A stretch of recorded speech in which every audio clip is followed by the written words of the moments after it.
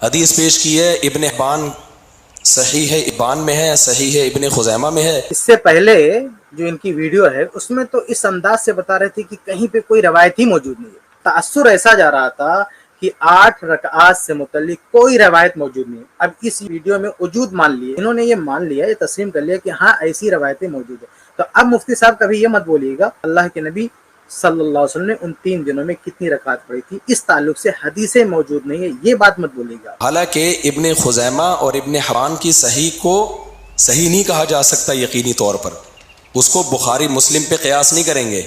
اب لوگوں کو ایک طرح کا دھوکہ ہی کہوں گا میں اس کو، کہ کہا ہے کہ ابن خزیمہ نے اس کو صحیح میں ذکر کیا، ابن حبان نے اس کو صحیح۔ بھائی ایک امام بخاری کی صحیح ہے، اس پر تو وہ سب مانتے ہیں صحیح ہے۔ مفتی صاحب یہ بتا دیں کہ میں نے کب یہ دعویٰ کیا ہے؟ کیا پچھلی ویڈیو میں میرے کسی بھی جملے سے، کسی بھی لفظ سے یہ تاثر جاتا ہے کہ صحیح بخاری اور صحیح مسلم کی طرح سے وہ ہے؟ یعنی کوئی ایک لفظ میں نے تو یہ بھی کہا ہے پچھلی ویڈیو میں، آپ جا کے سن سکتے ہیں کہ آپ یہ کہہ سکتے ہیں کہ آپ کی نظر میں ضعیف ہے، یا آپ کو کھل کے کہنا چاہیے کہ ہاں نبی سے حدیث موجود ہے لیکن آپ کی تحقیق میں صحیح نہیں ہے۔ ظاہر سی بات ہے اگر میں یہ کہتا کہ صحیح بخاری صحیح مسلم کی طرح سے، تو ہم اس طرح کی بات کیوں کرتے ہیں؟ اور میں نے یہ بھی کہا ہے پچھلی ویڈیو میں، آپ سنیں گے تو میں نے کہا کہ کم سے کم ان 2 محدثین کی نظر میں وہ صحیح ہے، یعنی کم سے کم ان 2 محدثین کی نظر میں تو حدیث صحیح ہے۔ صحیح ابن خزیمہ، صحیح ابن حبان، یعنی امام ابن خزیمہ رحمہ اللہ نے صحیح میں داخل کیا تو ان کی نظر میں تو صحیح ہے، امام ابن حبان رحمہ اللہ نے صحیح میں داخل کیا تو ان کی نظر میں صحیح ہے۔ اب دوسرے لوگ اگر اختلاف کرتے ہیں تو دلیل لائیں، اگر وہ دلیل لائیں گے تو ٹھیک ہے، نہیں دلیل لائیں گے تو ظاہر سی بات ہے وہ حدیث صحیح ہوگی۔ اور حقیقت یہ ہے، سچی بات یہ ہے کہ یہ دونوں حدیثیں جیسے امام ابن خزیمہ رحمہ اللہ کی نظر میں صحیح ہے اور امام ابن حبان رحمہ اللہ کی نظر میں صحیح ہے، ایسے ہی تحقیق کی روشنی میں یہ حدیث صحیح، ہماری جو سلسلے میں کتاب ہے اس میں پوری ڈیٹیل ہم نے دے رکھی ہے۔ اس پہ کچھ لوگ اعتراض کرتے ہیں لیکن اس اعتراض میں کوئی دم نہیں ہے۔ باقی ابن حبان اور ابن خزیمہ کا دعویٰ ہے کہ ہم نے جو حدیثیں ذکر کی ہیں وہ صحیح ہیں، تو یہ دعویٰ برائے دعویٰ قبول نہیں ہے۔ مفتی صاحب کہتے ہیں کہ یہ ابن خزیمہ کا، ابن حبان کا دعویٰ ہے، صحیح ہونے کا دعویٰ ہے۔ اب یہاں پہ 2 بات کروں گا، آپ کہتے ہیں ضعیف ہے تو یہ بھی تو آپ کا دعویٰ ہے۔ تقابل ذرا کیجیے، اہل حدیث کے خلاف بولنا ہوتا ہے تو یہ تاثر دیتے کہ دیکھو یہ لوگ بڑے بڑے ائمہ مجتہدین کے خلاف آج کے لوگوں کی اپنی تقلید کروا رہے ہیں، یعنی ائمہ کی تقلید نہیں کروا رہے ہیں، اپنی تقلید کروا رہے ہیں۔ مفتی صاحب آپ کیا کر رہے ہیں؟ آپ کہہ رہے ہیں کہ ابن خزیمہ رحمہ اللہ کا، امام ابن حبان رحمہ اللہ کا صرف دعویٰ ہے، تو ان کا دعویٰ لوگ نہیں مانیں گے اور آپ کا تو مانیں گے۔ آپ کس کی تقلید کروا رہے ہیں؟ آپ اپنی تقلید کروا رہے ہیں نا اس مسئلے میں۔ آپ دوسروں کو تو یہ کہتے ہیں کہ دیکھو یہ لوگ اپنی تقلید کروا رہے ہیں، اور خود کیا کہہ رہے ہیں کہ امام ابن خزیمہ کی بات نہیں ماننا، امام ابن حبان رحمہ اللہ کی نہیں ماننا، مفتی صاحب کی تحقیق ماننا۔ یعنی وہ جو محدثین ہیں، جو صاحب سند ہیں، جو انہوں نے کتابیں لکھی ہیں، ان کی تحقیق کی کوئی حیثیت نہیں ہے، ان کی تحقیق ماننا، مفتی صاحب کی تحقیق ماننا۔ قرآن مجید کے بعد سب سے صحیح کتاب صحیح بخاری ہے، اس کے بعد صحیح مسلم ہے، تو درجے کے لحاظ سے صحیح بخاری صحیح مسلم سب سے پہلے درجے پر ہے۔ ہم نے کہا کہ وہ صحیح ابن حبان یا صحیح جو ہے صحیح ابن خزیمہ اس درجے پر ہے، لیکن اگر اس میں ان 2 محدثین نے صحیح کہا، اگر اس میں کوئی حدیث صحیح سند سے ثابت ہو جاتی ہے، بلکہ اس سے بھی نیچے، یعنی جس کے مصنفین نے اس کی سند پہ حکم بھی نہیں لگایا ہے صحیح کا، جیسے المعجم الکبیر ہے امام طبرانی رحمہ اللہ کی کتاب ہے، اس میں بھی اگر کوئی حدیث ہے اس کی سند صحیح ہو جاتی ہے اس کو ماننا پڑے گا۔ تو یہ تو اس سے بھی اوپر ہے، یعنی اس سے اوپر درجے کی کتاب ہے یہ، کیونکہ اس کے مؤلفین نے اس کے اندر درج کردہ احادیث کو صحیح قرار دیا ہے۔ تو بہرحال ان 2 محدثین نے اس حدیث کو صحیح قرار دیا ہے، اور ان کی تصحیح، ان کی تحقیق ظاہر سی بات ہے کہ آپ سے تو بہتر ہی ہے۔ اب اگر آپ کو اختلاف کرنا ہے، آپ کو اختلاف کا حق ہے، تو آپ دلائل دیجیے، اختلاف کیجیے، لیکن آپ گول مول تو نہیں کر سکتے نا کہ ایسی کوئی روایت موجود ہی نہیں ہے۔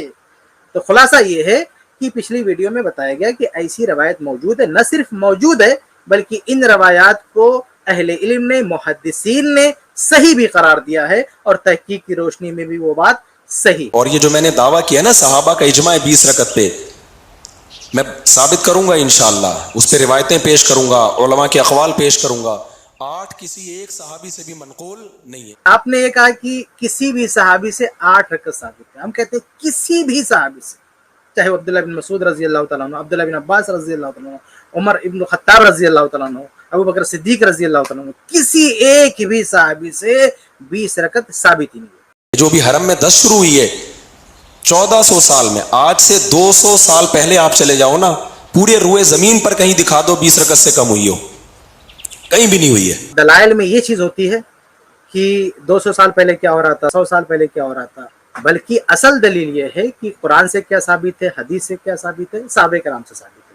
تو اگر آپ کو دلائل دینا ہے تو آپ دیکھیں بدعتی کتنے سارے بدعت ایجاد کر کے بیٹھے، بولے کہ نہیں ایسا چل رہا ہے، اتنے زمانے سے چل رہا ہے، آپ بتائیے اس کو۔ اور اس میں سب سے بڑی بات یہ ہے کہ مفتی صاحب نے کہہ دیا اجماع ہے، تو یہ اجماعی مسئلہ ہے جسے بعد میں چینج کیا گیا ہے، سمجھ میں آ رہی ہے بات؟ یعنی 20 رکعت تراویح پہ یہ کہنا چاہتے ہیں کہ اجماع ہے 20 رکعت تراویح پہ۔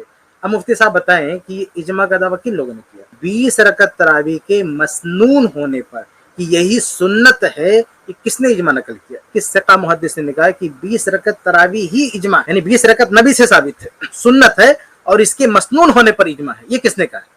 یہ بتائیں آپ۔ اور یہ جو آپ اجماع کی بات کریں، اگر آپ کے حساب سے دیکھیں تو بھائی اللہ کے نبی صلی اللہ علیہ وسلم کے دور میں 8 رکعت تراویح پڑھی گئی، اور وتر سمیت 11 رکعت پڑھی گئی، اور پھر عہد صدیقی میں، عہد فاروقی میں واضح طور پر جو روایتیں ملتی ہیں اور بالکل صحیح سند کے ساتھ، تو مسترب تو آپ کا دعویٰ ہے، صرف اس کا آپ کے پاس کوئی دلیل نہیں ہے، کیونکہ موطا کی جو روایت ہے اس کے سارے روایت بخاری مسلم کے روایت اور بالکل صحیح حدیث ہے وہ۔ تو اس کے مطابق صحابہ کرام نے جب 11 رکعت تراویح پڑھی ہے تو اس دور میں اس وقت آپ پوری دنیا میں کہیں بھی دکھا دیں کہ 11 سے زیادہ، عمر ابن الخطاب رضی اللہ عنہ نے حکم دیا کہ 11 رکعت پڑھنا ہے، تو اس پہ سب کا اتفاق ہو گیا۔ آپ کہہ رہے اجماع ہے، تو کون سا اجماع مانیں گے؟ اگر آپ مان لیں آپ کی بات کہ بعد میں اجماع ہوا، مان لیں کہ بعد میں امت اکٹھا ہو گئی، تو اجماع کی کوئی حیثیت نہ، اس حساب سے تو عہد فاروقی میں بھی اجماع ہو گیا 11 رکعت پہ۔ اب اس اجماع کو مانیں گے کہ آپ کے اس اجماع کو مانیں گے جو آپ دعویٰ کر رہے ہیں؟ اور اجماع کس بنیاد پر آپ کہہ رہے ہیں؟ پچھلی ویڈیو آپ جا کے دیکھیں اس سلسلے میں جو ہماری ہے، اس میں ہم نے کئی اقوال پیش کر رکھے ہیں۔ خود ائمہ اربعہ، امام مالک رحمہ اللہ کا اپنا قول ہے، خود وہ کہتے ہیں کہ میں اپنے لیے 11 رکعت اختیار کرتا ہوں، اور کہتے ہیں کہ ولا ادری من اين احدث هذا الكثير، بعض لوگوں نے نقل کیا ہے ولا ادری من احدث هذا الكثير، کہتے ہیں کہ مجھے نہیں معلوم کہ کہاں سے یہ اور رکعتیں ایجاد کر لی گئی، کس نے ان کو بڑھایا۔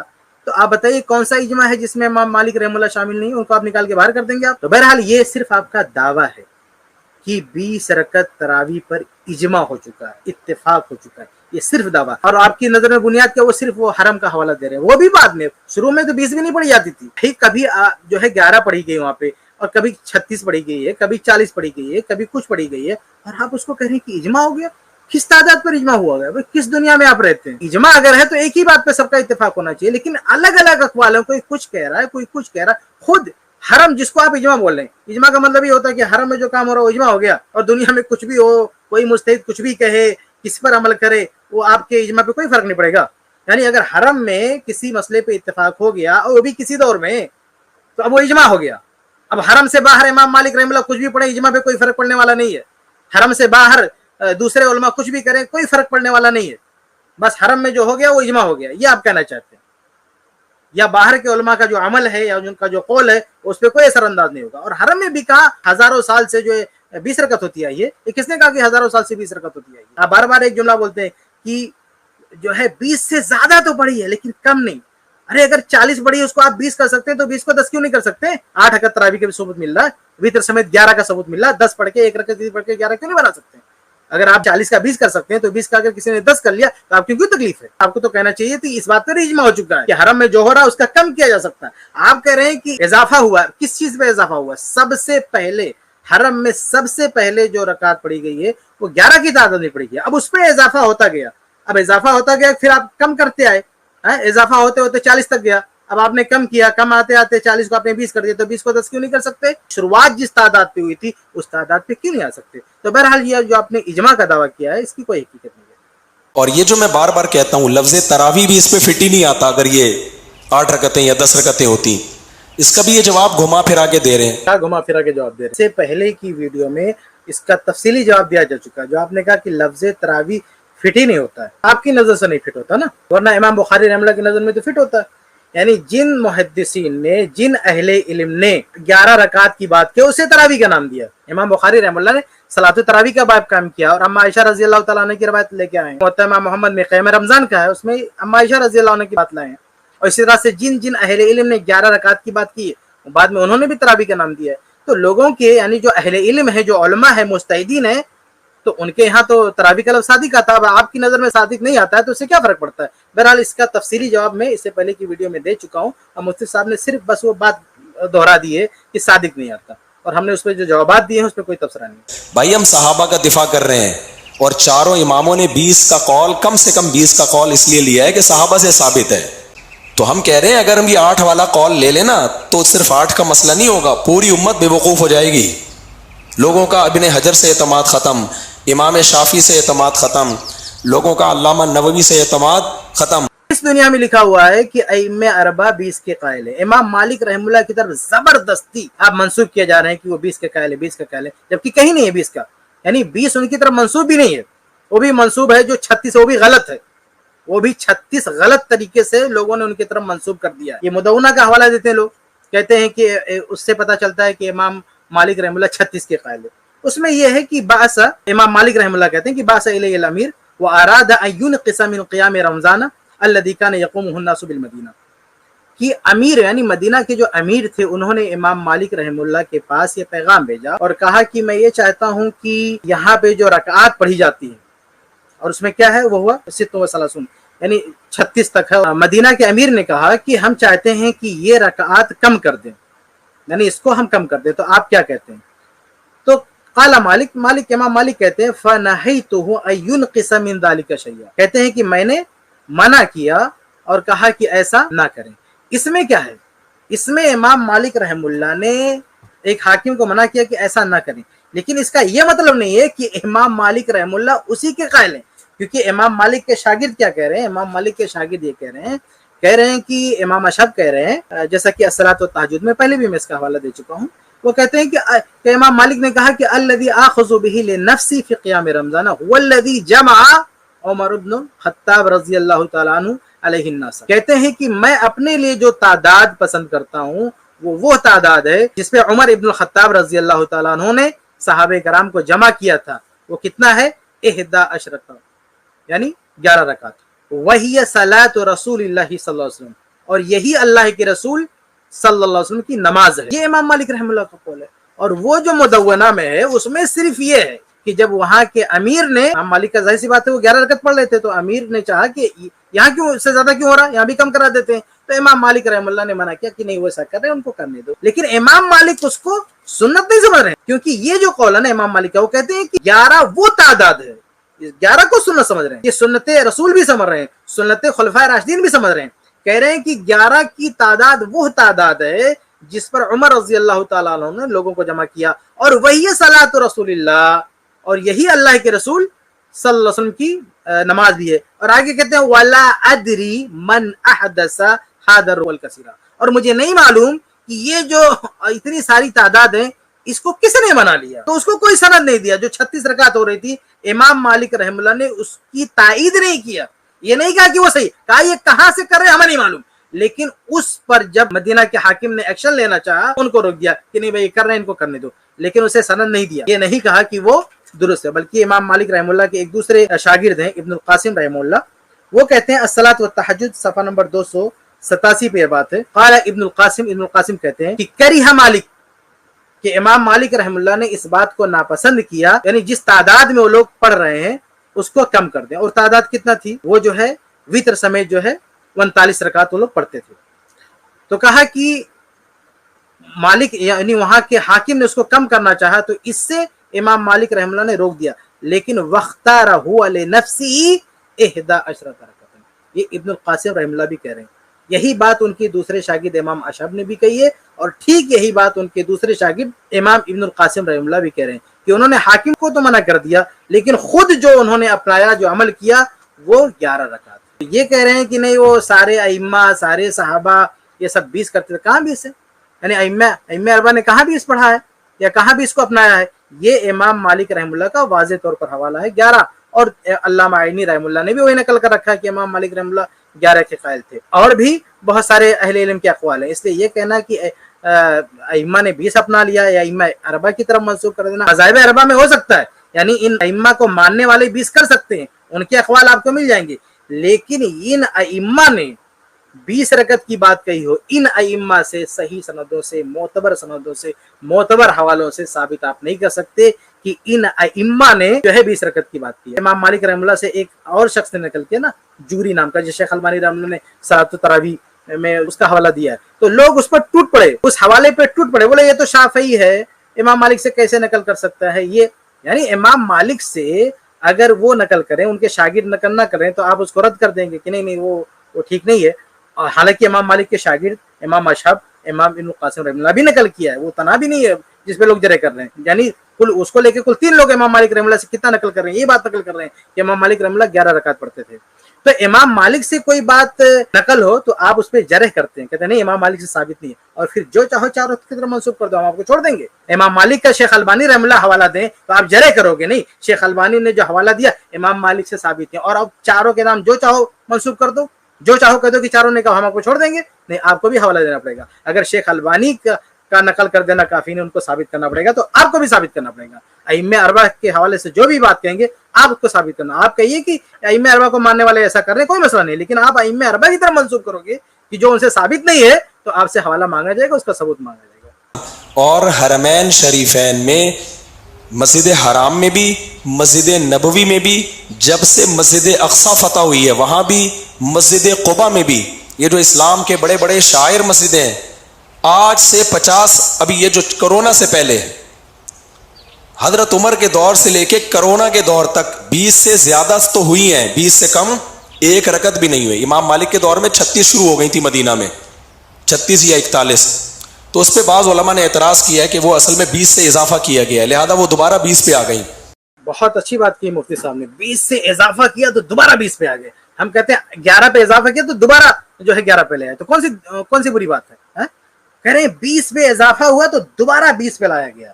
ارے بھائی 11 پہ اضافہ ہوگا, جو 20 ہوا نا اس کو بھی دوبارہ 11 پہ لانا چاہیے, اور آ گیا اچھی بات ہے. اور یہ جو آپ نے کہا کہ اتنی ساری مسجدوں میں جب سے مسجدیں بنی ہیں شروعات جو ہے 20 رکعت سے, غلط بات ہے, بالکل غلط بات ہے. سب سے پہلے اگر تراویح جماعت کے ساتھ ہوئی ہے باضابطہ اللہ کے نبی صلی اللہ علیہ وسلم کے ذریعے تو وہ بھی 11 رکعت کی ہوئی ہے. اس کے بعد عمر ابن الخطاب رضی اللہ تعالیٰ عنہ نے جب باضابطہ ایک سرکاری امام متعین کیا تو اس وقت بھی 11 ہوئی ہے. تو اس وقت صحابہ کرام کے دور میں, یعنی صحابہ نے جب پڑھا تو اس وقت ان مسجدوں میں 20 رکعت ہو رہی تھی. یہ آپ کو کس نے بتا دیا؟ یہ بڑا آسان ہے, گھر پہ پڑھ کے دعویٰ کر لینا. سب سے اہم بات یہ ہے کہ اللہ کے نبی صلی اللہ علیہ وسلم کے دور میں حرمین میں کتنی ہو رہی تھی, ابو بکر صدیق رضی اللہ تعالیٰ عنہ کے دور میں کتنی ہو رہی تھی, عمر ابن الخطاب رضی اللہ تعالیٰ عنہ کے دور میں کتنی ہو رہی تھی.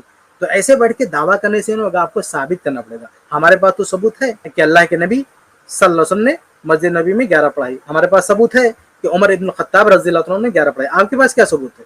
آپ کے پاس کوئی ثبوت نہیں, کوئی دلیل آپ کے پاس نہیں ہے. تو اس لیے یہ صرف آپ کا دعویٰ ہے. آپ لاسٹ میں یہ بھی بول رہے ہیں, بڑی پیاری بات بول رہے ہیں کہ اس میں زیادہ بھی پڑھی گئی ہے, اور اکثر زیادہ ہی پڑھی گئی. یہ تو 20 بہت کم ہوا ہے.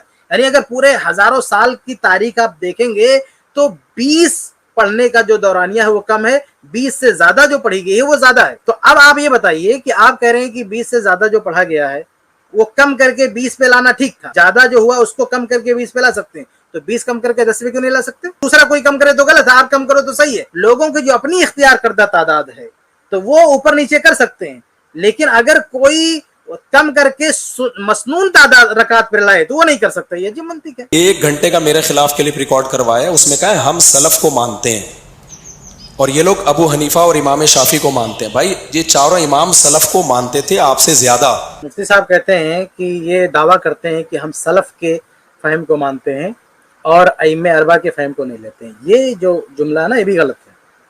ہم نے کبھی نہیں کہا کہ ہم ائمہ اربعہ کے فہم کو کوئی اہمیت نہیں دیتے, نہیں لیتے. ائمہ اربعہ کا جو فہم ہے اگر وہ سلف کے فہم سے نہیں ٹکرائے گا, اگر وہ صحابہ کرام کے فہم سے نہیں ٹکرائے گا تو ظاہر سی بات ہے ہم ان کی بھی عزت کرتے ہیں, ان کا بھی احترام کرتے ہیں. بلکہ ائمہ اربعہ کے علاوہ بھی جتنے بھی ائمہ ہیں ہم سب کے اجتہادات کی قدر کرتے ہیں, ان سے استفادہ کرتے ہیں. تو ائمہ اربعہ کا فہم اگر صحابہ کرام کے فہم سے ٹکرائے گا نہیں تو بالکل اچھی بات ہے, ہم اس کو لیں گے, اس کو مقدم کریں گے, اور اس کے بعد آج کے شخص کا مفتی صاحب کا کوئی فہم ہوگا تو ہم اس کو نہیں لیں گے. ائمہ اربعہ کا ایک فہم ہو اور صحابہ کرام کا بھی فہم ہو, بالکل سر آنکھوں پر ہوا ہے. لیکن اگر ائمہ اربعہ کا کوئی فہم صحابہ کرام کے فہم سے ٹکرا جائے, صحابہ کرام کا فہم کچھ ہو اور ائمہ اربعہ کا فہم کچھ ہو, اس معاملے میں ہم ائمہ اربعہ کے فہم کو نہیں لیں گے, ہم صحابہ کرام کے فہم کو لیں گے. تو یہ بات اچھی طرح سے سمجھ لیں. ہم نے یہ نہیں کہا ہے کہ ہم صحابہ کرام کے فہم کو لیتے ہیں اور ائمہ اربعہ کی کوئی اہمیت نہیں ہے. اگر کسی مسئلے میں صحابہ کرام سے کچھ نہیں ملتا ہے, قرآن ہے, حدیث ہے, اس میں کچھ اشارے ملتے ہیں اور ائمہ اربعہ کا فتویٰ ملتا ہے تو ٹھیک ہے, اچھی بات ہے. ائمہ اربعہ کے فتوے کو جو ہے ان کے اجتہاد کو مقدم کیا جائے گا بعد کے لوگوں کے اجتہاد پہ. لیکن اگر کسی مسئلے میں صحابہ کرام کا فتویٰ ہمارے پاس موجود ہے, صحابہ کرام کا قول موجود ہے, اب اس قول کے خلاف ائمہ اربعہ میں سے کوئی ایک یا سارے ائمہ اربعہ جو ہے اس کے خلاف بولیں, تو ہم صحابہ کرام کے قول پہ ائمہ اربعہ کے قول کو مقدم نہیں کر سکتے. یہ اچھی طرح سے سمجھ لیں, ہماری نظر میں صحابہ کرام کا مقام ائمہ اربعہ کے مقام سے بڑھ کر ہے. ائمہ اربعہ سے چوک ہو سکتی ہے, معصوم علی خطا نہیں ہے, چاروں مل کر کوئی ایسی بات کہہ سکتے ہیں, چاروں انفرادی طور پر تو ہو سکتا ہے, تو آپ بھی مانتے ہیں, آپ بھی کہاں ائمہ اربعہ کو مانتے ہیں, چاروں میں سے کسی ایک کو مانتے ہیں. آپ خود جو ہے 3 کو چھوڑ کے بیٹھے ہیں, ایک کو پکڑ کے بیٹھے ہوئے ہیں اور کہہ رہے ہیں دوسروں کو کہہ رہے ہیں. اچھا یہ بھی ان کی جو ہے چالاکی دیکھیں, یہ عوام سے جب مخاطب ہوں گے تو کہیں گے کہ دیکھو یہ لوگ ائمہ اربعہ کو نہیں مانتے. کیا خود یہ مانتے ہیں ائمہ اربعہ کو؟ ائمہ اربعہ میں سے ایک کو لے کے بیٹھے ہوئے ہیں, باقی کو چھوڑ دیں گے. آپ رفع الیدین کا مسئلہ دیکھ لو, امام ابو حنیفہ رحمہ اللہ تعالیٰ, باقی جو ائمہ ہیں ان میں سے کوئی رفع الیدین, اس میں سے کوئی نہیں کہتا کہ رفع الیدین نہیں کرنا, سب رفع الیدین کے قائل ہیں, لیکن یہ ایک کو لے کے بیٹھے ہوئے, باقی تینوں کے فہم کو چھوڑ دیا, 3 امام کے فہم کو چھوڑ دیا, ایک امام کی بات لے کے بیٹھے ہوئے. لیکن ہمارا معاملہ یہ تو ہم تو کہتے ہیں کہ چاہے امام ابو حنیفہ رحمہ اللہ ہو, یا امام مالک رحمہ اللہ ہو, یا امام شافعی رحمہ اللہ ہو, یا امام احمد بن حنبل رحمہ اللہ ہو, یا دوسرے تمام ائمہ ہوں, ان کے فہم کو, ان کے اجتہاد کو ہم پیش نظر رکھتے ہیں. اگر ان سے پہلے کے لوگوں سے, سلف سے, صحابہ کرام سے وہ اجتہاد نہیں ٹکراتا ہے, ہم اس سے استفادہ کرتے ہیں. لیکن جب بات آ جائے گی صحابہ کرام کی, کہ صحابہ کرام کا ایک فتویٰ موجود ہے, ان کا ایک عمل موجود ہے, ان کی سنت موجود ہے, تو اس سنت کے خلاف ائمہ اربعہ کے ہاں سے کچھ ملتا ہے تو ہم اس کو نہیں لیں گے. سمجھ رہے ہیں؟ اور یہ آپ کو میں مثال دوں, رمضان ہی سے متعلق میں آپ کے سامنے مثال دے دیتا ہوں. رمضان ہی سے متعلق بہت سارے ایسے مسائل ہیں جس میں ائمہ اربعہ متفق ہیں, لیکن صحابہ کرام کے فہم کے وہ خلاف ہے. چنانچہ ائمہ اربعہ کے یہاں آپ دیکھیں گے تو ایک مسئلہ ملے گا کہ حاملہ اور مرضیہ, یعنی اگر کوئی عورت ہے جو حمل سے ہے اور کوئی عورت بچے کو دودھ پلا رہی ہے, تو اس وجہ سے اگر وہ روزہ چھوڑ دیتی ہے تو ائمہ اربعہ یا مذاہب اربعہ, ان لوگوں کا کہنا کیا ہے؟ ان کا کہنا ہے کہ بھائی ان عورتوں کو روزوں کی قضا کرنی پڑے گی. لیکن اگر ہم صحابہ کرام کو دیکھتے ہیں تو صحابہ کرام میں یہ ملتا ہے ہمیں, عبداللہ ابن عباس رضی اللہ عنہ اور عبداللہ بن عمر رضی اللہ عنہ دونوں سے صحیح سند سے یہ بات ملتی ہے. چنانچہ سنن دارقطنی کی صحیح سند موجود ہے, حدیث نمبر 2385. اس میں ابن عباس رضی اللہ تعالیٰ عنہ کہتے ہیں کہ الحامل والمرضی جو ہے تفطر ولا تقضی, کہ حاملہ عورت اور مرضیہ عورت یہ روزہ افطار کر دے گی اور قضا نہیں کرے گی, روزے کی قضا نہیں کرے گی, وہ صرف فدیہ دے دیں گے کافی ہے, لیکن روزے کی قضا نہیں ہے. ایسے ہی مصنف عبدالرزاق میں بھی عبداللہ بن عمر رضی اللہ تعالیٰ عنہ کا قول موجود ہے, وہ کہتے ہیں کہ حاملہ عورت ہے وہ روزہ چھوڑ دے گی اور کھانا کھلائے گی, یعنی فدیہ دے گی, اور قضا نہیں ہے. اور اسی طرح سے یہ صرف صحابہ کرام نہیں ہے, صحابہ کرام کے علاوہ بہت سارے ائمہ کا بھی یہی قول ہے, جیسے امام سعید بن جبیر رحمہ اللہ کا, جو کہ تابعین میں سے ہیں, جو کہ ائمہ اربعہ میں سے کوئی تابعی نہیں ہے, ائمہ اربعہ میں سے کوئی امام تابعی نہیں ہے. اب دیکھیے صحابہ کرام کا فہم ہم کو مل رہا ہے کہ حاملہ مرضیہ روزے کی قضا نہیں کرے گی, فدیہ دے گی. تابعین سے بھی ہم کو مل رہا ہے, اور تابعین ہی نہیں بلکہ ائمہ سے بھی ہم کو مل رہا ہے. چنانچہ امام ابو زرع رحمہ اللہ, ان کا بھی یہی قول صحیح سند سے موجود ہے تفسیر ابن ابی حاتم میں. تو آپ دیکھیں کہ یہ مسئلہ, یعنی رمضان چل رہا ہے نا, رمضان ہی سے متعلق ہمیں مسئلہ بتا رہے ہیں کہ یہ جو مسئلہ ہے حاملہ مرضیہ روزے کی قضا نہیں کرے گی بلکہ فدیہ دے گی, صحابہ کرام کا یہی فہم ہے, تابعین کا یہی فہم ہے, اور بہت سارے ائمہ کا بھی یہی فہم ہے. اس کے برخلاف چاروں ائمہ کا اتفاق بتایا جاتا ہے. مذاہب اربعہ میں چاروں ائمہ کا اتفاق بتایا جا رہا ہے, مذاہب اربعہ متفق ہیں کہ نہیں حاملہ اور مرضیہ یہ بعد میں روزے کو قضا کرے گی. ہم کیوں مانیں گے مذاہب اربعہ کو؟ اگر یہ بات ائمہ اربعہ نے کہی ہے تو ہم کیوں مانیں گے اس کو, جب ہم صحابہ کرام کا فتویٰ ہمارے سامنے موجود ہے, تابعین کا فتویٰ موجود ہے, اور دیگر ائمہ کے فتویٰ موجود ہے. تو جب صحابہ کا فتویٰ ہمارے سامنے موجود ہے تو ان کے فہم پر ہم ائمہ اربعہ کے فہم کو کیسے مقدم کرتے ہیں؟ اگر ہم نے اس مسئلے میں ائمہ اربعہ کی بات کو مان لیا, اس کا مطلب یہ ہے کہ ہم نے صحابہ کرام رضی اللہ تعالیٰ عنہ کے فہم کو مرجو قرار دیا اور ائمہ اربعہ کے فہم کو اس پہ راجع قرار دے دیا. تو صحابہ کرام سے اگر مل رہا ہے اور صحابہ کرام کا جو بھی فتویٰ ہے, جو بھی عمل ہے, وہ قرآن اور حدیث سے سراحتاً ٹکرا بھی نہیں رہا ہے, تو اس فتوے کو, اس اجتہاد کو ہم مقدم کریں گے ائمہ اربعہ پہ. ایسے ہی ایک اور مسئلہ دیکھ لیں آپ, روزے میں اگر غلطی سے کسی نے کھا پی لیا, مثال کے طور پر شام کو افطار کر رہا ہے, اس کو لگا کہ سورج جو ہے ڈوب گیا اور اس نے کھا لیا, پھر اچانک پتہ چلا کہ نہیں ابھی تو ٹائم نہیں ہو, تو سورج نکل آیا, یا صبح میں فجر کے ٹائم پہ سحری کھا رہا ہے اور غلطی سے سحری کا وقت ختم ہو گیا تو بھی کھاتا رہا, تو اس سے روزہ ٹوٹے گا کہ نہیں؟ ائمہ اربعہ کے یہاں روزہ ٹوٹ جائے گا. یعنی جو فقہی کتابیں ہیں وہ ائمہ اربعہ کا قول نقل کرتی ہیں کہ روزہ ٹوٹ جائے گا, ان کا اتفاق نقل کرتی ہے. لیکن جب ہم صحابہ کرام کے آثار دیکھتے ہیں تو صحابہ کرام کہتے ہیں روزہ نہیں ٹوٹے گا. صحابہ کرام کہتے ہیں کہ غلطی سے کسی نے کچھ کھا لیا, یعنی سورج ڈوبنے سے پہلے کھا لیا غلطی سے, یعنی اس کو ایسا لگا کہ سورج جو ہے ڈوب گیا, لیکن اس نے کھا لیا تو اس کا روزہ نہیں ٹوٹے گا. یہ صحابہ کرام کا فہم ہے, اور یہی حدیث سے ثابت ہے. اللہ کے نبی صلی اللہ علیہ وسلم کے زمانے میں با صحابہ وہ دھاگا رکھتے تھے پتہ لگانے کے لیے کہ سحری کا وقت ختم ہوا کہ نہیں ہوا. جب اللہ کے نبی صلی اللہ علیہ وسلم کو پتہ چلا تو آپ نے کہا کہ نہیں, وہ جو قرآن میں سفید دھاگا کالا دھاگا ذکر ہے اس سے مراد یہ نہیں ہے. ان کو بتایا گیا کہ صحیح وقت کیا ہے, لیکن اللہ کے نبی صلی اللہ علیہ وسلم نے یہ نہیں کہا کہ تم لوگوں کا روزہ ختم ہو گیا پھر سے جا کے قضا کرو. ایسے ہی صحابہ کرام کے دور میں بھی ایک واقعہ پیش آیا کہ صحابہ کرام نے جو ہے روزہ کھولا, اس کے بعد سورج جو ہے نکل آیا. موطا کی صحیح روایت ہے. تو عمر ابن خطاب رضی اللہ عنہ فرماتے ہیں کہ الخطب یسیر قد استحدنا, کہ معاملہ بڑا آسان ہے, ہم نے احتیاط کیا. اور بہقی کی ایک روایت میں ہے بھی واللہ لا نقضیہ, اللہ کی قسم ہم روزے کی قضا نہیں کریں گے. اب دیکھیے اللہ کے نبی صلی اللہ علیہ وسلم کی حدیث سے بھی مل رہا ہے اور صحابہ کرام کے آثار سے بھی مل رہا ہے کہ اگر غلطی سے کسی نے کھا لیا تو روزہ نہیں ٹوٹے گا. اب اس کے برخلاف ائمہ اربعہ کہتے ہیں روزہ ٹوٹ جائے گا. ہم کیوں مانیں گے ان کی بات کو بھائی؟ ہم یہاں پہ صحابہ کرام کے فتوی کو, صحابہ کرام کے فہم کو مقدم کریں گے ائمہ اربعہ کے فہم پہ. تو کہنے کا مطلب یہ ہے کہ جہاں صحابہ کرام کے فہم کے خلاف ان کا ملے گا ہم اس کو نہیں مانیں گے. تو تراویح کے مسئلے میں بھی آپ دیکھیں صحابہ کرام کا اتفاق ہے. عمر ابن خطاب رضی اللہ عنہ نے 11 رکعت تراویح پڑھائی, اس پہ کسی بھی صحابی نے کوئی آبجیکشن نہیں کیا, ان کا اتفاق ہے. اور اس کے برخلاف اگر کسی کا ملتا ہے تو ہم اس کو مقدم نہیں کریں گے, حالانکہ ملتا بھی نہیں ہے. لوگوں کو اسلاف کے قریب لے کر آ رہے ہو یا اسلاف سے بدگمان کر رہے ہو؟ تو ان لوگوں نے صحابہ کو تراویحاں پڑھتے ہوئے دیکھا ہے اپنی آنکھوں سے. صحابہ کو نہیں دیکھا تو صحابہ کے شاگردوں کو تو دیکھا ہے نا, اس پہ تو دو رائے نہیں ہو سکتی. کیا صحابہ کے شاگرد ایک دم بدل گئے تھے؟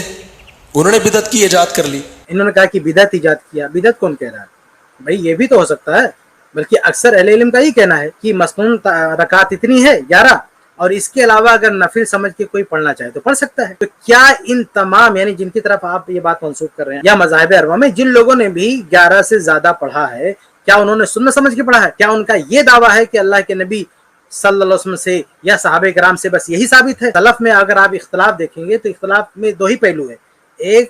ایک قول آپ کو یہ ملے گا کہ 11, اور پھر دوسرا قول کیا ملے گا, 11 کے بعد کوئی حد ہی نہیں ہے.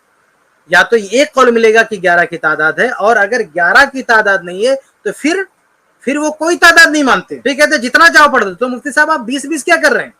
آپ اگر کہنا ہے انصاف کے ساتھ کہنا ہے تو آپ یہ کہیے کہ بعض ائمہ کا یہ اجتہاد ہے کہ 11 سے زیادہ بھی پڑھ سکتے ہیں, تو آپ کہیں 11 سے زیادہ جتنا چاہے پڑھ سکتا ہے. لیکن صحابہ کرام سے صراحتاً جو ثبوت ملتا ہے وہ کتنا, وہ 11 رکعت کا ملتا ہے. تو اس لیے ہم کہتے ہیں کہ اگر کسی نے, ہم اس کو بدعت نہیں کہہ رہے ہیں, لیکن ہم کہہ رہے ہیں اگر کسی نے اجتہاد کیا ہے کہ اس سے زیادہ پڑھنا چاہیے, ان کا اپنا اجتہاد ہے, ان کا اپنا اجتہاد ہے. لیکن صحابہ کرام کا جو اجتہاد ہے وہ اس سے بہتر ہے, اس لیے ہم صحابہ کرام کے اجتہاد کو مقدم کریں گے. اچھا, ایک نقطہ یہ بھی ہے, بعض اہل علم نے لکھا ہے کہ ان لوگوں نے رکعتوں کو زیادہ کیوں کیا. اس کی وجہ یہ تھی کہ صحابہ کرام قیام بہت لمبا کرتے تھے, تو یہ لوگ جو ہے قیام لمبا نہیں کرنا چاہتے تھے, اس لیے ان لوگوں نے رکعتوں کو بڑھا دیا, یعنی قیام کو چھوٹا کر دیا, رکعتیں بڑھا دی. تو چونکہ ان کو بھی اتنا ٹائم دینا تھا, اس وجہ سے رکعتیں انہوں نے بڑھا دی.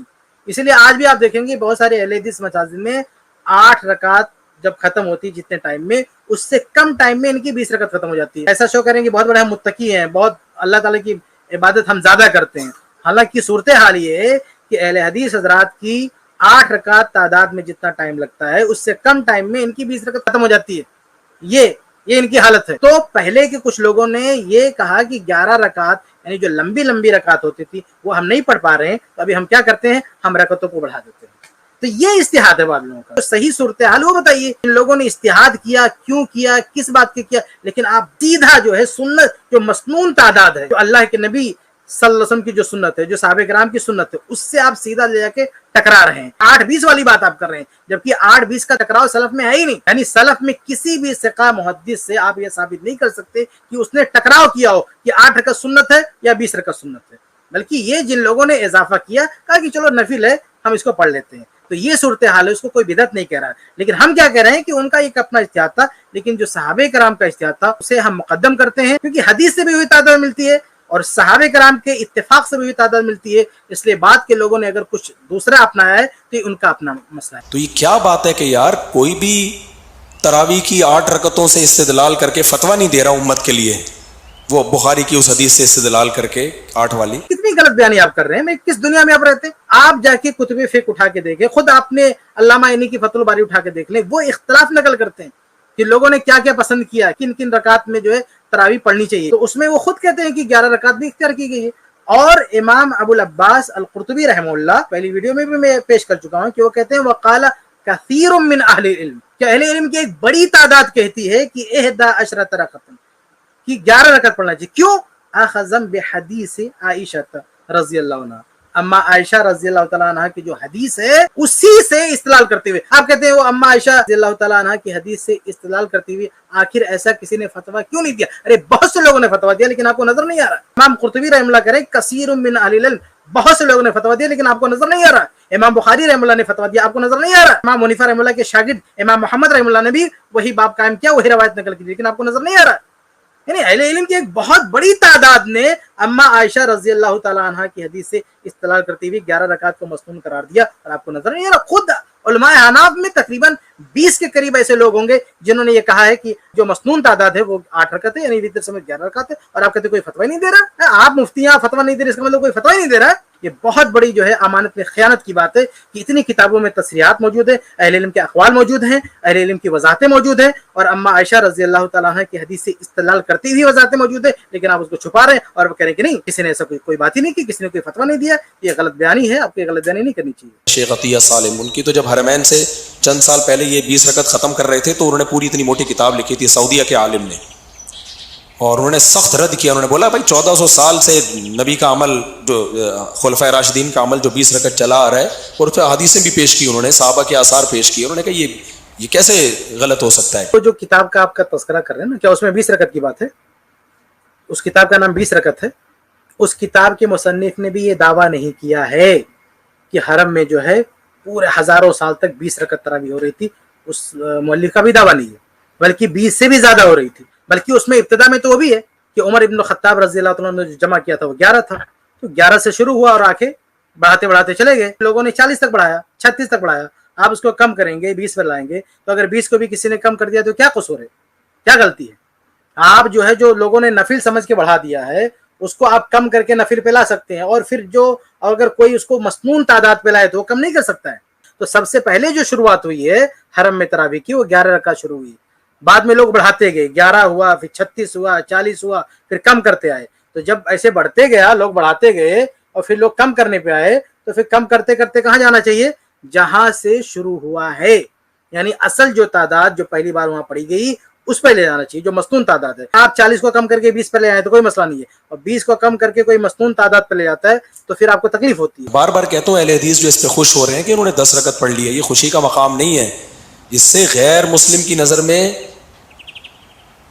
اعتماد ختم ہوگا اسلام پر. وہ کہے گا 1400 سال سے یار تمہیں بخاری مسلم کا نہیں پتا تھا, تمہیں پتہ ہی نہیں تھا بخاری میں 8 رکعتیں لکھی ہوئی ہیں, تو کبھی تو کچھ سنت پر عمل کر لیتے نا, 8 والی سنت پر کبھی تو کرتے. 1400 سال میں ایک دفعہ تو مدینہ میں 8 پڑھ کے دکھاتے, مسجد قباء میں پڑھ لیتے, حرم مسجد اقصی میں پڑھ لیتے. تو یہ 1400 سال کا عرصہ خاموش رہے اور اب جا کے ایک دم تمہارے سامنے وہ حدیثیں آئی ہیں کہ جی ایسے ہے, وہ تو ہم غلط کرتے آئے ہیں. تو میں اور آپ مطمئن ہو سکتے ہیں, غیر مسلم مطمئن نہیں ہو سکتا. آپ جواب میں کہیں گے ہم دلیل کو لے رہے ہیں, ہم امت کے عمل کو نہیں لے رہے.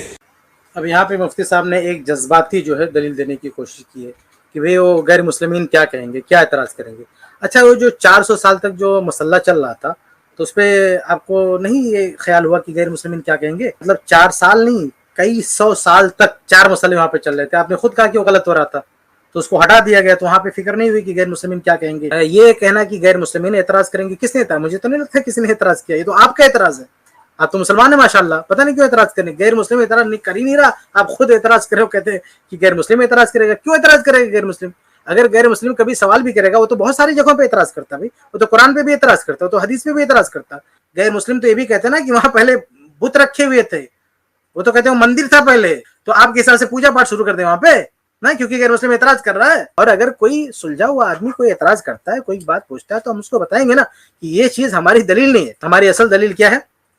قرآن اور حدیث ہے. اور ساتھ میں یہ بھی جو آپ کہہ رہے ہیں نا کہ یہ دلیل دے کے نہیں مطلب نہیں کر سکتے, ہم یہ بھی کہیں گے کہ یہاں پہ ہمیشہ ایسا نہیں ہوا. ہم یہ بھی کہیں گے کہ یہاں پہ ہزاروں سال سے ایک تعداد پہ عمل نہیں ہوا, یہ ہم سمجھائیں گے اس کو. ہم گئے کبھی 36, کبھی 40, کبھی 20 اور کبھی 11, یعنی ہر طرح کی تعداد پہ یہاں پہ عمل ہوا ہے. اب اس میں جو سب سے بیسٹ تعداد ہے, سب سے اچھی تعداد ہے, اس پہ ہماری رائے ہے کہ وہ ہونا چاہیے. غیر مسلم کو یہ بتائیں گے نا, آپ کی طرح تھوڑی کہیں گے کہ 20 رکعت 1000 سال سے ہو رہا ہے, یہ غلط بات ہے. یہ غلط بات کیوں بتائیں گے اس کو؟ آپ غلط بات بتا کے پھر اعتراض اس کے ذہن میں ڈالیں گے, پھر کہیں گے وہ غیر مسلم اعتراض کرتا. آپ سچی بات بتاؤ گے, کیوں اعتراض کرے گا؟ اجماع جب کسی چیز پہ ہو جاتا ہے نا, تو پھر اس کے بعد اختلاف کرنا, جو اختلاف کرے گا وہ پھڈوں کا ذمہ دار ہوگا. 1200 سال تک امت, یعنی ایک دفعہ جب جمع ہو گئی, حدیث میں آتا ہے امت گمراہی پہ جمع نہیں ہو سکتی, ایک سیکنڈ کے لیے بھی نہیں ہو سکتی. یہ فوراً کہتے ہیں صحابہ کے دور میں یا حضرت عمر کے دور میں 8 ہوئی, چلو مان لیا حضرت عمر میں, اس کے بعد کیا ہوا ہے؟ ایک بار اگر امت جمع ہو گئی تو امت غلط بات پہ جمع نہیں ہو سکتی. تو جمع ہو گئی نا پہلے 11 رکعت پہ, جس اصول کو بیان کر رہے ہیں اسی کو اپلائی کیجئے. آپ کہہ رہے ہیں کہ ایک بار اگر امت جمع ہو گئی تو اس کے بعد میں دوسری کوئی بات نہیں آنی چاہیے. تو امت 11 رکعت پہ جمع ہو گئی تو اب دوسری بات نہیں آنی چاہیے. نہیں, آپ کے اصول سے میں کہہ رہا ہوں 20 رکعت پہ کب امت جمع ہوئی, یعنی کون سی صدی میں 20 رکعت پہ جمع ہو گئی امت؟ کوئی ایک ڈیٹ بتائیں کس دور میں امت متفق ہو گئی. اور اتفاق کا کیا مطلب, اجماع کا کیا مطلب؟ ہم مان بھی لیں کہ حرمین میں اتنی رکعت ہوگی, اس کو سب لوگوں نے تسلیم کر لیا کہ ہاں اتنا ہونا چاہیے, تو اس سے وہ شریعت کا مسئلہ ثابت ہو جائے گا. یعنی حرمین کے باہر علماء نے اپنے گھروں میں کتنا پڑھا ہے یا کتنا فتویٰ دیا, اس کی کوئی اہمیت نہیں ہے. تو آپ یہ کریں امت جمع ہوگی, مطلب اتنی ڈھٹائی کے ساتھ جو ہے آپ دعویٰ کر رہے ہیں اجماع کا, جبکہ اس کا کوئی وجود نہیں. اس طرح سے کبھی بھی امت نے اتفاق نہیں کیا ہے کہ 20 رکعت ہونا چاہیے. اگر حرم میں اتفاق بھی کر لیا کہ چلو حرم میں اتنا ہونا چاہیے, وہ دلیل نہیں ہے. حرم میں کئی سو سال تک اتفاق کر لیا لوگوں نے. کیا اتفاق کیا کہ چلو یہاں پہ 4 مصلی ہو رہا ہے, چلنے دو, وہاں پہ اتفاق ہو رہا ہے. لیکن کیا حرم کے باہر اس کے خلاف رائے نہیں پائی جاتی تھی؟ تو ایسے اگر حرم میں اتفاق ہو گیا کہ چلو انتظامی طور پر, یعنی وہ جو اتفاق ہے نا وہ انتظامی اتفاق کہہ سکتے ہیں آپ, یعنی اجتہادی اتفاق نہیں کر سکتے کہ پورے عالم اسلام کا اجتہاد یہی تھا کہ نہیں یہاں پہ اتنا ہونا چاہیے. بھائی جو انتظام سنبھالتے ہیں, جو لوگ اثر و رسوخ والے تھے, ان لوگوں نے کہا چلو اتنا ہے, ٹھیک ہے, لوگوں نے مان لیا. لیکن اس سے باہر کہ لوگوں نے کتنا پڑھا, کیا سب نے 20 ہی پڑھا, اتنا پڑھا؟ ہرگز نہیں, ایسا نہیں ہوا.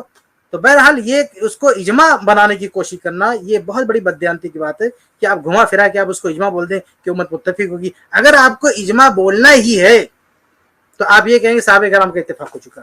اور حقیقت ہے کہ صحابہ کرام رضی اللہ تعالیٰ عنہ نے جب 11 رکعت پڑھا ہے عمر ابن خطاب رضی اللہ تعالیٰ عنہ کے آرڈر پر, تو اس کے بعد اس سے کسی نے اختلاف کیا ہو, یہ کوئی ثبوت نہیں ملتا. میں اپنے اہل حدیث بھائیوں سے کہتا ہوں کہ آپ مجھے ایک بات بتاؤ, آپ کہتے ہو ہم تو صدیوں سے اہل حدیث چلے آ رہے ہیں, جتنے اہل حدیث بر صغیر میں ہیں, کسی کے والد حنفی ہوں گے, کسی کے دادا حنفی ہوں گے, کسی کے پردادا حنفی ہوں گے, بہت حد سے ہوئی تو پردادا سے اوپر حنفی ہوں گے.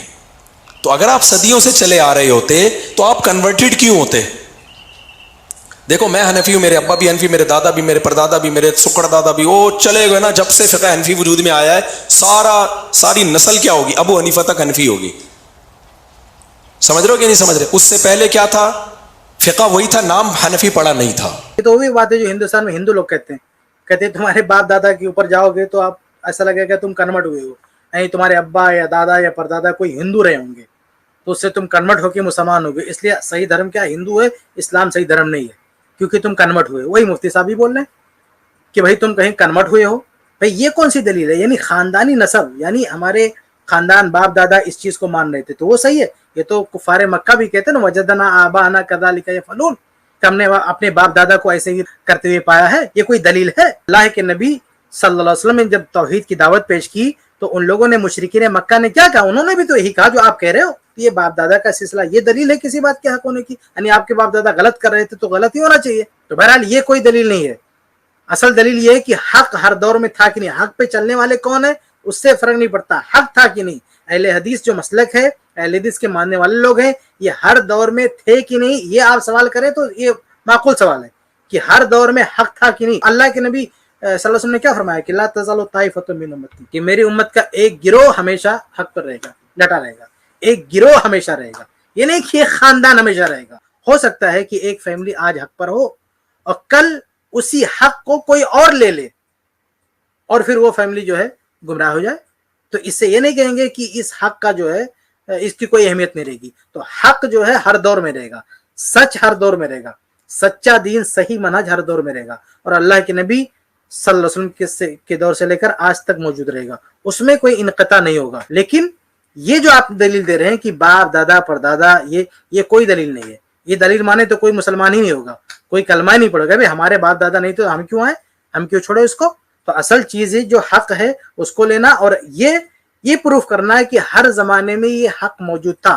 تو جیسے اہل حدیث جماعت اہل حدیث کا مسئلہ ہے، تو جماعت اہل حدیث ہر دور میں موجود تھی، ہر دور میں کوئی دور جماعت اہل حدیث کی وجود سے خالی نہیں رہا ہے۔ اور یہ جو آپ بار بار جو ہے بیوقوف بناتے ہیں، لوگوں کو الو بناتے ہیں، یہ کہتے ہیں نہیں یہ 100 سال، ارے 100 سال پرانے تو آپ ہیں۔ دارالعلوم دیوبند جو بنا ہے ادارہ، اس سے پہلے کہاں تھے آپ لوگ؟ اپنی گندگی دوسروں پہ اچھال لیں۔ تو بہرحال یہ دلیل دینا کہ باپ دادا بھی اسی منہج پہ ہونا چاہیے، غلط بات ہے۔ اصل بات ہے کہ ہر دور میں وہ منہج ہونا چاہیے، ہر دور میں وہ جماعت ہونی چاہیے، اور الحمدللہ جماعت اہل حدیث ہر دور میں موجود رہی ہے۔ اس لیے اگر کوئی کنورٹڈ بھی اہل حدیث ہے تو اس میں کوئی بری بات نہیں ہے، کوئی کنورٹڈ مسلمان ہے تو کوئی بری بات نہیں ہے اس میں۔ لیکن آپ کہہ رہے ہو کہ ہم صدیوں سے چلے آ رہے ہیں، یہ غلط ہے۔ جتنے بھی بر صغیر میں اہل حدیث ہیں، ابا یا تو خود کنورٹ ہوا ہوگا اہل حدیث حنفی سے، یا ابا کنورٹ ہوئے ہوں گے، یا دادا یا پردادا، یا بہت ہی کوئی لاکھوں میں ایک ہوگا جو پردادا سے اوپر۔ اس کے بعد آپ کو ماضی میں جتنا جائیں گے نا، یہ سمٹتے نظر آئیں گے۔ حالانکہ ہندوستان میں سب سے پہلے جو آمد ہوئی اہل حدیثوں کی آمد ہوئی، جب اہل حدیث یہاں پہ آئے ہیں اس وقت نہ کوئی فقہ حنفی تھی، بلکہ صحابہ کرام رضی اللہ تعالیٰ عنہ کے دور میں صحابہ کرام یہاں پہ آ چکے ہیں، اور صحابہ کرام تابعین یہاں پہ آ چکے ہیں۔ اور تابعین کیا تھے؟ اہل حدیث تھے۔ تابعین بھائی اس زمانے میں تابعین تھے، وہ اہل حدیث تھے، حدیث پہ چلنے والے تھے، حدیث ان کا مسلک تھا، حدیث ان کا مذہب تھا۔ اس ٹائم تو یہ سب ان کا وجود ہی نہیں ہوتا، یعنی یہ تقلیدی گروپ کا اور تقلیدی سوچ کا وجود ہی نہیں ہوا تھا جب یہاں پہ اہل حدیث موجود تھے۔ اور مفتی صاحب کہتے ہیں کہ وہ سال یعنی لاکھوں میں کوئی ایک ملے گا جو پردادا تک دکھا سکتا ہے کہ جو ہے اہل حدیث تھا۔ حالانکہ ایسے بہت سارے حوالے ہیں، آج کل تو الحمدللہ ویڈیو ہے، لوگوں نے بہت ساری مساجد کی ویڈیو بنا کے ڈال رکھی ہے کہ کتنی پرانی اہل حدیث کی مسجد ایسی ہندوستان میں موجود ہیں۔ بلکہ ایک حوالہ میں آپ کو دے دوں آپ کی کتاب سے کہ اہل حدیث کب سے ہیں۔ یہ جو آپ کی کتاب ہے رد المختار، ابن عابدین رحمہ اللہ کی کتاب ہے، اس میں ایک واقعہ نقل ہے، ذرا دیکھیں آپ، کتاب الحدود باب التعزیر میں ایک واقعہ نقل ہے، وہ آپ دیکھیں، دیکھیں اسکرین پر وہ دکھ رہا ہے۔ اس میں ایک واقعہ نقل ہے، ان رجلا من اصحاب ابی حنیفہ، کسی حنفی نے خطب الى رجل من اصحاب الحدیث ابنتہ فی عہد ابی بکر الجوزانی۔ یہ ابو بکر الجوزانی کے دور میں ہوا، یہ 3 صدی ہجری کے دور تھے، یعنی 3 صدی ہجری میں اہل حدیث کا وجود تھا۔ یہ خود آپ کی کتاب کہہ رہی ہے، یہ کتاب آپ کی ہماری نہیں ہے، یہ آپ کی کتاب میں یہ واقعہ منقول ہے۔ ایک حنفی شخص نے جو ہے ایک اہل حدیث شخص کو جو ہے شادی کا پیغام دیا، ان کی بیٹی کے لیے شادی کا پیغام دیا، تو فَأَبَى إِلَّا أَن يَتْرُكَ مَذْهَبَهُ فَيَقْرَأُ خَلْفَ الْإِمَامِ وَيَرْفَعُ يَدَيْهِ عِنْدَ الْإِنْحِطَاطِ فَأَجَابَهُ فَزَوَّجَهُ۔ تو آپ دیکھیں کہ حنفی شخص نے کہا کہ میں شادی کرنا چاہتا ہوں، تو اہل حدیث نے کیا کہا؟ اہل حدیث نے کہا کہ تب تک شادی نہیں ہو سکتی جب تک کہ تم امام کے پیچھے سورہ فاتحہ پڑھنا نہ شروع کر دو اور رفع الیدین نہ شروع کر دو، یعنی رکوع میں جاتے ہوئے جب رفع الیدین نہ کر لو، اور اس طرح کے اور مسائل۔ اہل حدیث کا جو شعار ہے، یعنی اہل حدیث کے جو ایک علامات ہیں، ان جنہوں نے تقلید کو ترک کر کے جو حدیثوں جو ثابت شدہ مسائل ہیں اس پہ عمل کرتے ہیں، تو کہا کہ جب تک تم یہ سب نہیں مانو گے جب تک تمہاری شادی نہیں کر سکتے۔ تو فعجاب ہو، مان گیا، کنورٹ ہو گیا۔ 3 صدی ہجری میں حنفی کنورٹ ہو کے اہل حدیث بننا ہے۔ یہاں تو آپ نہیں کہہ سکتا نا کہ وہ اہل اصحاب الحدیث محدثین کے معنی میں یہ شادی کا پیغام دیا جا رہا ہے اور وہاں سورہ فاتحہ کی بات ہو رہی ہے، رفع الیدین کی بات ہو رہی ہے، یہ محدث کی بات ہے، یہ محدث کے معنی میں، یہ اہل الحدیث ایک مذہب کے معنی میں، یہاں پہ اصحاب الحدیث مذہب کے معنی میں، مسلک کے معنی میں ہے، یعنی باقاعدہ ایک آئیڈیالوجی کے معنی میں ہے۔ تو یہ بہت بڑا ثبوت ہے کہ 3 صدی ہجری میں بھی اہل حدیث موجود تھے، بلکہ حنفی کنورٹ ہو کے اہل حدیث بنتا تھا۔ اس کے علاوہ ایک اور حوالہ دیکھ، ہندوستان کا بھی حوالہ دیکھ لیں آپ، ایک عالم ہے جن کی ایک کتاب ہے احسن التقاسیم، شمس الدین الشامی المقدسی، اس کا صفحہ 481 ہے۔ اس میں یہ ہندوستان کے حالات، سندھ کے حالات بیان کرتے ہیں، تو اس میں وہ تذکرہ کرتے ہوئے کہتے کہ مذاہبہم اکثرہم اصحاب حدیث، کہ ان کا جو مسلک ہے، ان کا جو مذہب ہے، اس میں ان کی اکثریت اہل حدیث کی ہے، یعنی اکثریت کیا ہے؟ اہل حدیث ہے. تو مذاہبہم یعنی ہندوستانیوں کی، اہل سندھ کی اکثریت، ایک دو کی بات نہیں کی، اکثرہم اصحاب حدیث، ان کی اکثریت اصحاب حدیث کی. یہ کب کے ہیں؟ 4 صدی ہجری کے ہیں. یہ 4 صدی ہجری میں اپنی آنکھوں دیکھا حال کہہ رہے ہیں. اب کہہ رہے ہیں کہ لاکھوں میں کوئی اور ملے گا جو باپ دادا تک پہنچے گا. ارے بھائی یہ تو کہہ رہے ہیں کہ اکثر 4 صدی ہجری میں کہہ رہے ہیں کہ اکثر اہل حدیث وہاں پہ تھے.